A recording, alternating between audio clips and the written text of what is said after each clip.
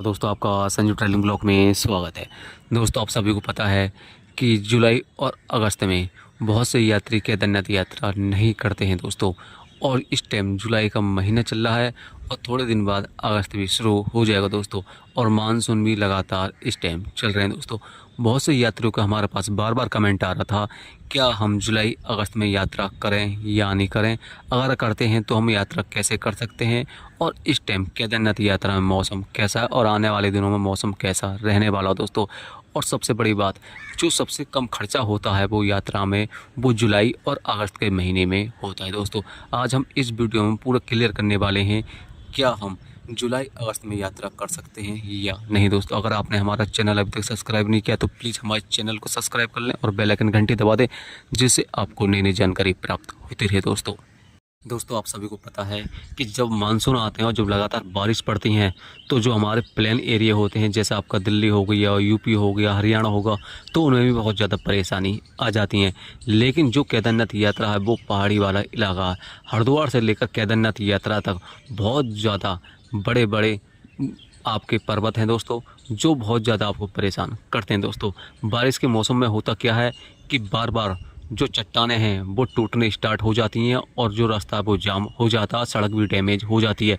जैसे आप ले लीजिए, अब इस टाइम जो बद्रीनाथ हाईवे है वो लगातार बंद है दोस्तों, क्योंकि बार बारिश की वजह से ऊपर से चट्टान से बड़े बड़े पत्थर आ रहे हैं और जो पूरी सड़क को, हाईवे को तोड़ रहे हैं और बिल्कुल नष्ट कर रहे हैं दोस्तों।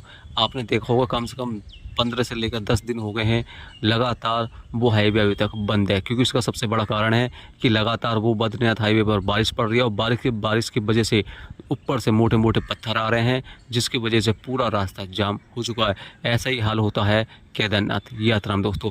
अगर छोटा सा ही पत्थर ऊपर से गलती से किसी गाड़ी पे आ जाए तो वो गाड़ी पूरी की पूरी तबाह हो जाती है और बहुत से यात्रियों की भी मौत हो जाती है। इसलिए मानसून वाले महीने में, जुलाई और अगस्त वाले महीने में यात्रा नहीं करनी चाहिए दोस्तों।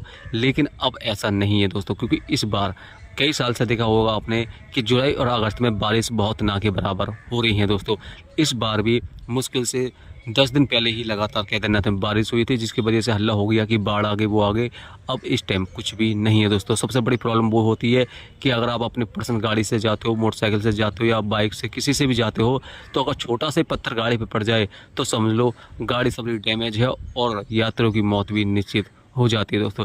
जिसकी वजह से यात्री बहुत ज़्यादा घबरा जाते हैं, तो वो अपनी पर्सनल गाड़ी या कोई वाहन लेकर नहीं जाते हैं दोस्तों। अगर आप जुलाई और अगस्त में यात्रा करना चाहते हैं तो आप अपना पर्सनल वाहन बिल्कुल भी ना लेके जाएं दोस्तों। हरिद्वार से अपनी गाड़ी बुक करें और वहीं से अपनी गाड़ी लेकर केदारनाथ यात्रा आप आराम से जा सकते हैं, क्योंकि जो ड्राइवर होते हैं वो अपने हिसाब से गाड़ी चलाते हैं और जैसे ही इनको कुछ संदेह होता है कि वे आगे पहाड़ ज़्यादा बेकार है या टूटने वाला है कुछ, तो वो ऑटोमेटिक गाड़ी पहले ही रोक देते हैं। लेकिन जब हम अपनी पर्सनल गाड़ी लेकर जाते हैं तो इसमें ऐसा नहीं होता दोस्तों। इसलिए आप जुलाई और अगस्त में अपना पर्सनल वाहन बिल्कुल भी ना लेकर जाएं। जी हाँ दोस्तों, ठीक है। परेशानी बहुत आती हैं, सबसे ज़्यादा परेशानी जुलाई और अगस्त में आती हैं, क्योंकि बार बार जो पहाड़ है वो खिसकने लगते हैं, बड़े बड़े पत्थर आ जाते हैं और जो सड़क है वो भी डैमेज होने लग जाती है। ठीक है दोस्तों, इसलिए आप अपना पर्सनल वाहन बिल्कुल भी ना लेकर जाएं। अब बात करते हैं, अगर हम जाते हैं तो हमें क्या क्या सावधानी बरतनी चाहिए। देखो, अगर आप जाते हो तो सबसे पहले तो आपको ये ध्यान रखना होगा कि आप सबसे पहले जो मौसम है उसे चेक कर लें कि केदारनाथ में मौसम कैसा है।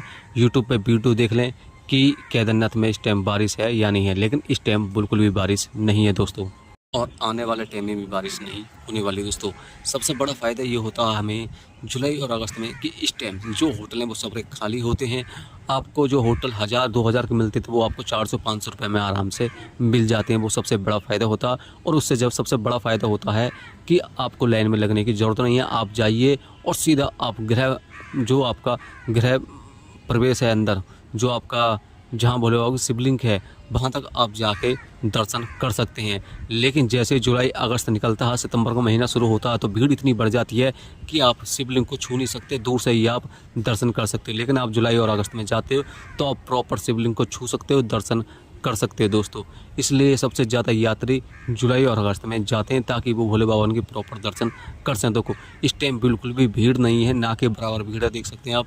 बहुत ना के बराबर भीड़ है दोस्तों। जाइए और जुलाई और अगस्त में आप यात्रा आराम से कीजिए दोस्तों। रेनकोट छाता ज़रूर लेकर जाएं दोस्तों, वाटर प्रूफ जूते लेकर जाएं और ज़्यादा से ज़्यादा गर्म कपड़े लेकर जाएं दोस्तों, क्योंकि जब केदारनाथ में बारिश होती है तो बहुत ज़्यादा ठंडा मौसम हो जाता है। इस टाइम टेम्परेचर 10-12 है, क्योंकि 10-12 में बहुत ठंड रहती है, इसलिए आप अपने साथ ज़्यादा से ज़्यादा गर्म कपड़े, रेनकोट छाता और वाटर प्रूफ जो भी चीज़ हैं वो अपने साथ ज़रूर लेकर जाएं दोस्तों। ठीक है, घबराने की ज़रूरत नहीं है, यात्रा कंटिन्यू चल रही है।